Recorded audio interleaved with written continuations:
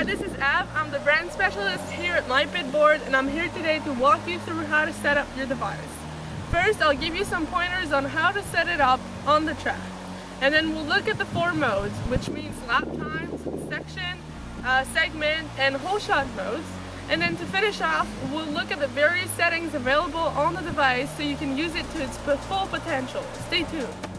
So let's start by setting up our location. Choose a spot on the track where you will put your finish line. We will discuss later in the video your location choice more in depth. So first off, you will want to press the setting button on the top right of your screen, then choose which setting you will be using. Here, we're using classic setting with Laptime mode. Wait until the GPS is ready to go and then press on set new location, then set your location. The device is equipped with GNSS to calibrate the location so the timing accuracy is 0.1 second. Once the location is loaded, you can choose to save your location or not, but either way, all that's left to do is click on ready to go and the timer will start within 5 seconds. Now we will be taking a look at the classic setting in Laptime mode. As you can see here, there are many analytics on the screen, such as your total time in the top left corner, your number of laps in the top center, and your lap time in the center. As you do a few laps, the time difference between your laps will appear in the top right corner. A green lap time means you're faster than your previous lap, and a red one means you're slower. The Laptime mode will give you a complete time for each of your lap. Once you're done with the moto, just press on the clock in the bottom right corner to restart the timer. Okay, so now let's take a look at the dynamic setting in Laptime mode. If you previously saved your location, you can use the previous location option. On this screen, you will only see the time difference between your last lap and the one before that, which means that you also have to do 2 full laps before it appears on the screen. The color principle is the same as before, but this time the whole screen will change and not just the lap time. So a green screen means that you're going faster and a red one means you're going slower.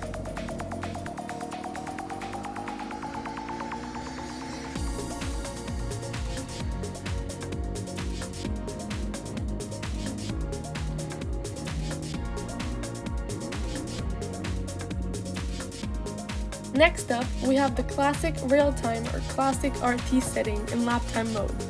On this screen, you will only see the total time of your moto. So if you want to focus on the length of your moto and not necessarily on your lap times while you ride, this is the mode for you. However, you will still be able to look at your lap times and other analytics once your moto is over, just like with any other setting or mode. On this screen, you will also have access to a red stop button in the bottom left corner and a blue pause button in the bottom right corner. Last up, we have the dynamic real-time or dynamic RT setting in Laptime mode. This is usually our rider's favorite mode since it's a mix of the classic RT as well as the dynamic setting.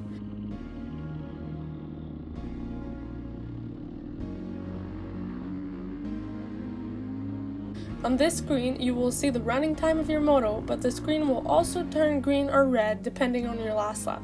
So it's a great mode for training or racing since it's easy to see if you're slowing down or going faster, while also letting you know how long you've been riding for.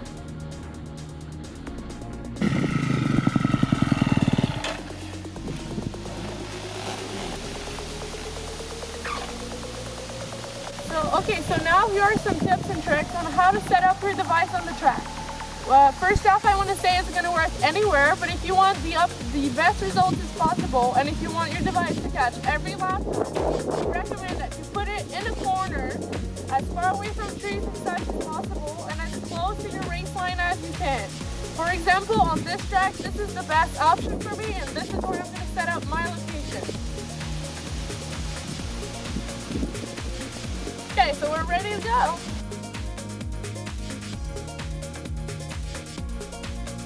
Okay, so let's look at the section mode using the classic setting. For this mode, you will only select one section of the track. In order for the mode to calculate your time for this section, you will need to set up a starting line as well as a finish line as shown on the map that we will see shortly. In this case, we chose this section since how you go through rollers will have a major impact on your lap time. It's important to practice those difficult sections, especially if you typically struggle with them. This is what this mode was made for.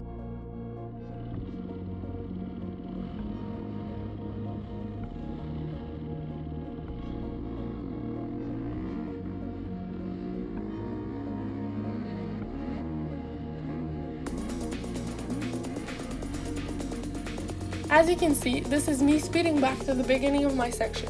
There is no need for you to cut the track while using this mode. This is just what was easiest and safest for me. Also, please note that you do not need to hit the clock to restart your section like I did in the video when using this mode. It will restart it automatically with the GPS location set.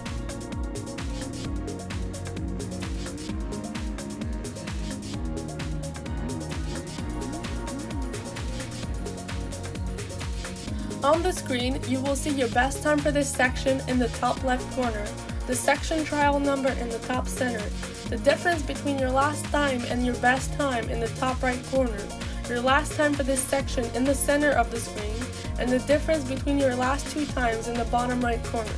You will also have access to a red stop button in the bottom left corner. Now we will look at the Holeshot mode using the classic setting. For this mode, you will only need to set up a finish line. Following that, you can go back to your starting point and get ready for a start. Once you're all set, you can press on the ready to go button and a 10-second countdown will start. Following this countdown, the screen will go black, and between 1 to 5 seconds, the screen will turn green. That represents the gate dropping, so it's time to go. Once you cross the finish line, you will see your analytics on the screen for the start. Your best time will be in the top left corner, your number start in the top center, the difference between your best and last hole shot in the top right corner, and finally your last hole shot in the center.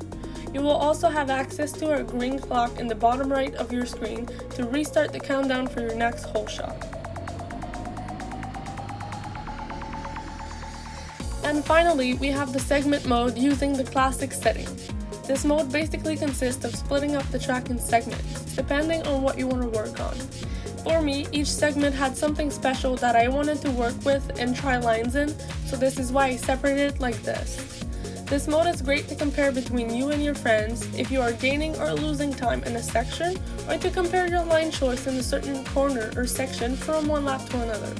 In this case, I chose to split the track up in 3 segments, which means I will have to save 3 different locations.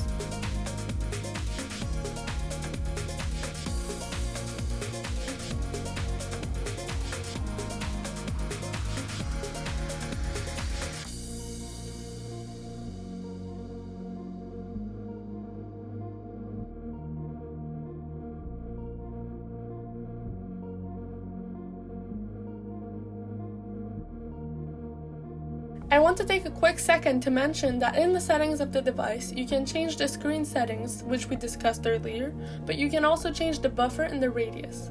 The radius is set to 10 meters automatically, but can also be changed to 5 or 7 meters. Choosing a smaller radius can be useful on a very tight track, but is rarely ever necessary. Then, the buffer refers to the minimum of time required in order for a lap to be registered on the device. The buffer is set to 30 seconds automatically, but can also be changed to 10, 15, or 20 seconds. Choosing a smaller buffer can be useful if you are riding on a short track with lap times smaller than 30 seconds.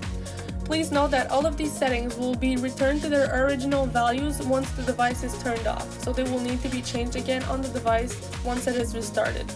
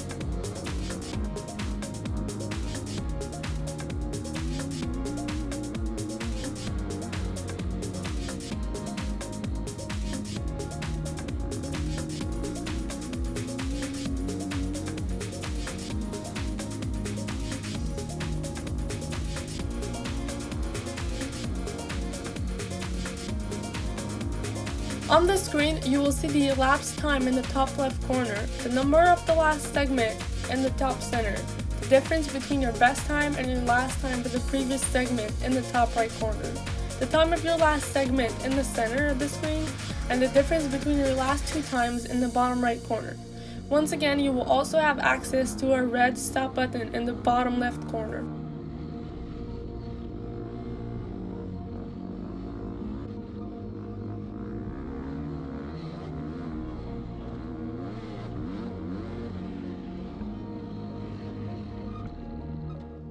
Okay guys, we're all done, we're ready to go. It's as simple as that. So go out there, have fun, be safe, enjoy your pitboard, and if you have any comment or any question, just let us know. You can DM us on Instagram or email us at support@mypitboard.com.